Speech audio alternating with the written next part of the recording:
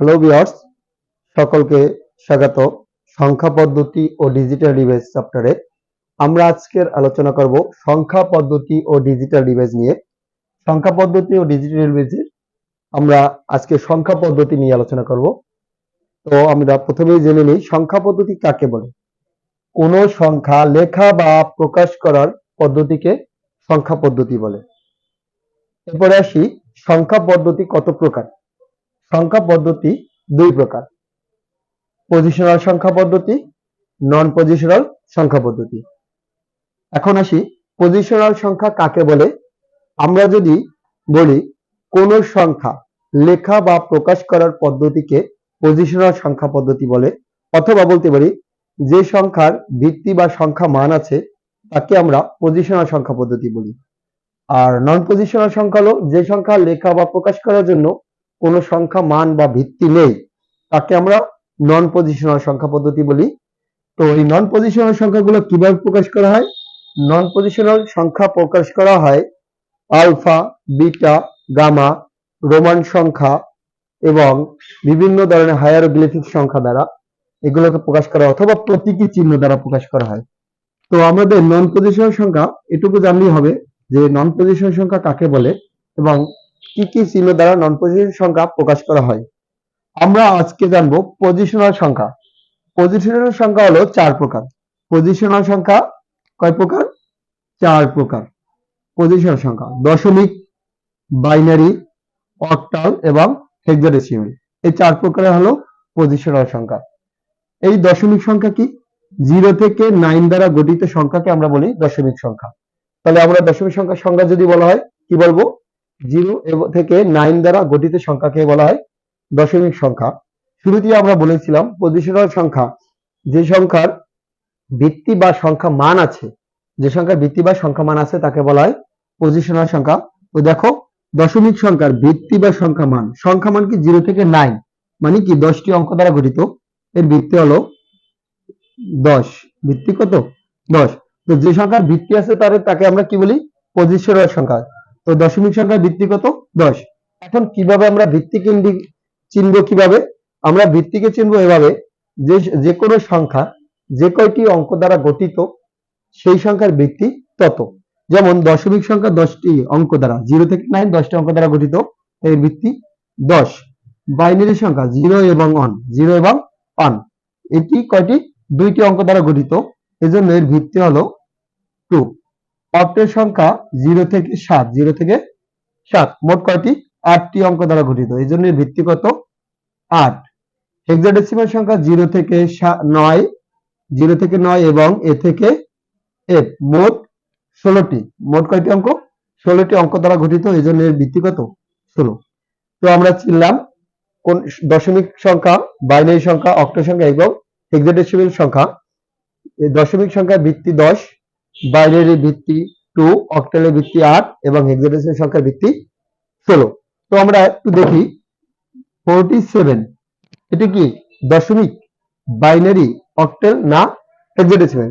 কোন সংখ্যাকে দেখে আমরা কিভাবে চিনবো এটা দশমিক, বাইনারি, অক্টাল না হেক্সাডেসিমাল? তো আমরা চেনার উপায়টা দেখি। দশমিক সংখ্যা 0 থেকে 9 দ্বারা গঠিত। তো 0 থেকে 9, 0 থেকে 9 এর ভিতরে আছে অবশ্যই। তো আমরা এটাকে কি বলতে পারি? দশমিক।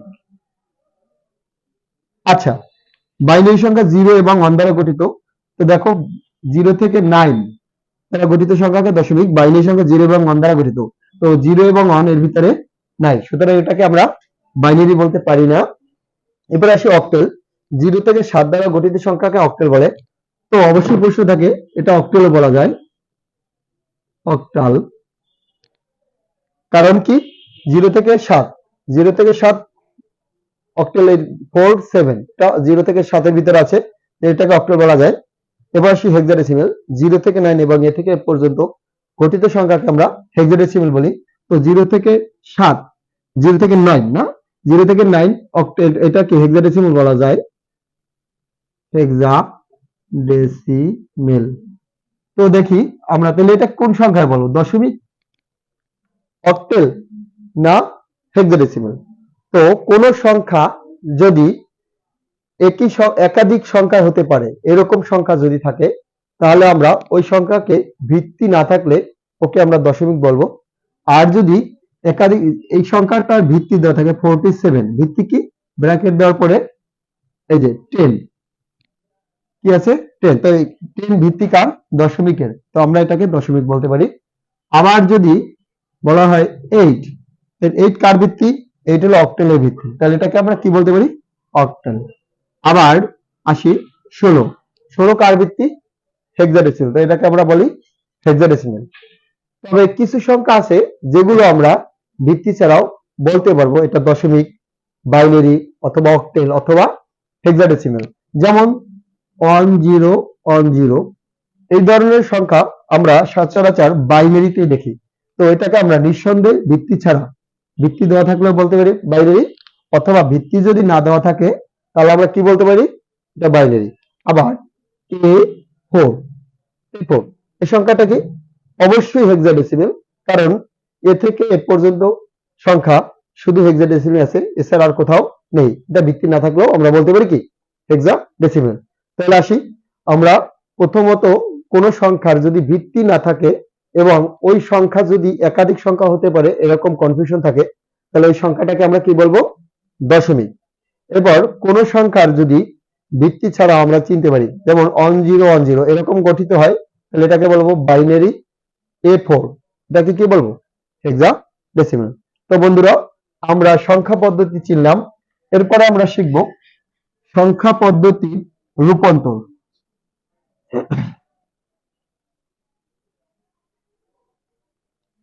তো আসি, এরপর আমাদের কি করতে হয়, এক সংখ্যা থেকে আরেক সংখ্যায় রূপান্তর কিভাবে, যেমন দশমিক থেকে বাইনারি অক্টাল এবং হেক্সাডেসিমালে রূপান্তর। তো দশমিক থেকে বাইনারি অক্টাল ও হেক্সাডেসিমালে রূপান্তর করতে হলে দশমিক থেকে বাইনারি অক্টাল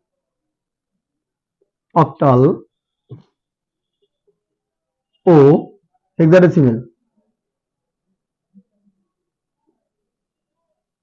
হেক্সাডেসিমালে রূপান্তর। তো বন্ধুরা দশমিক থেকে বাইনারি অক্টাল ও হেক্সাডেসিমালে রূপান্তর করতে হলে আমাদের সিম্পল একটি সূত্র মনে রাখলে আমরা দশমিক থেকে বাইনারি অক্টাল ও হেক্সাডেসিমালে রূপান্তর করতে পারবো। সূত্র কি দেখো, দশমিক থেকে যে সংখ্যায় রূপান্তর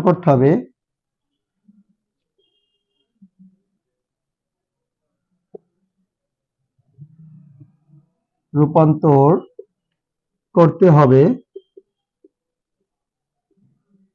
সেই সংখ্যার ভিত্তি দ্বারা,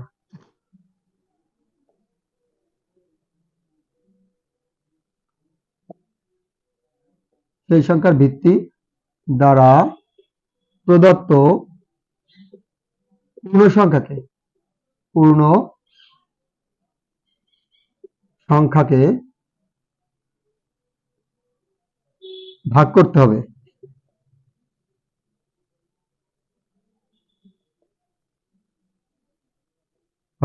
হবে। এবং ভগ্নাংশ সংখ্যাকে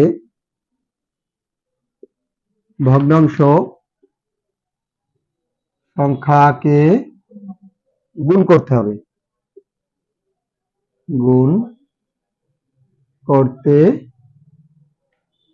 হবে।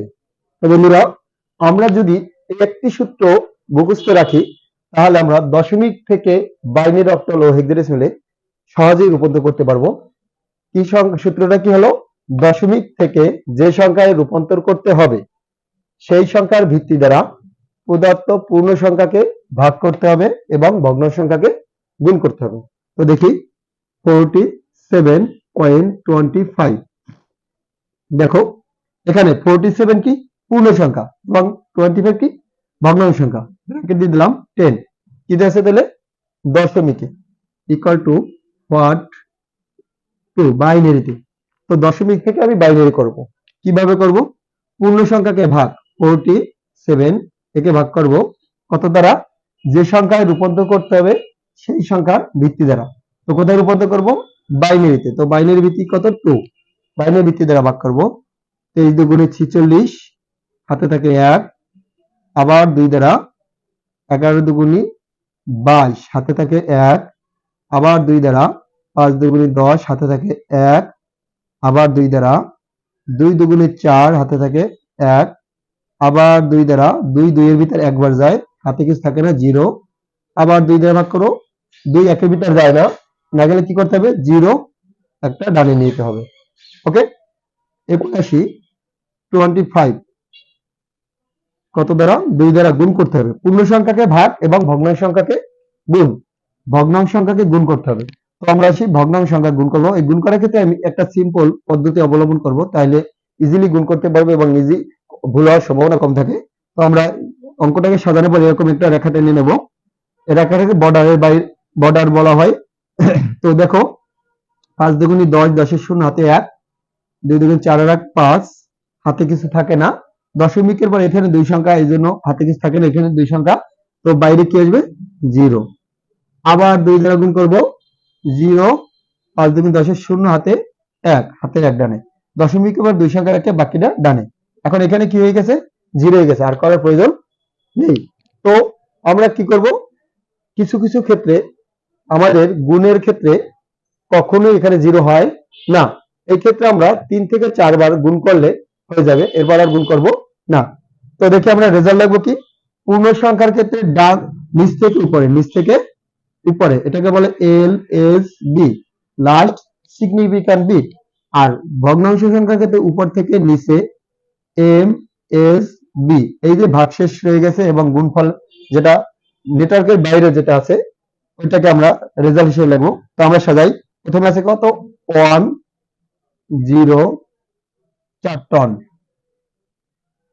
1 0 1 2 3 4 টন, এই যে দশমিক, এরপর কত 0 1 1 0 4 টন 0 1 ব্র্যাকেট দিয়া 2 বাইনারিতে রূপান্তর। তো বন্ধুরা আমরা ইজিলি দশমিক থেকে বাইনারিতে রূপান্তর করলাম। তো এরকমের সূত্র ব্যবহার করে দশমিক থেকে অক্টেল এবং হেক্সাডেসিমালে রূপান্তর করা যায়। আজকের এই পর্যন্তই থাকবে, এরপরে আমরা পরবর্তী ক্লাসে কিভাবে আমরা দশমিক থেকে অক্টেল এবং হেক্সাডেসিমালে রূপান্তর করতে পারি সেই সম্পর্কে আলোচনা করব।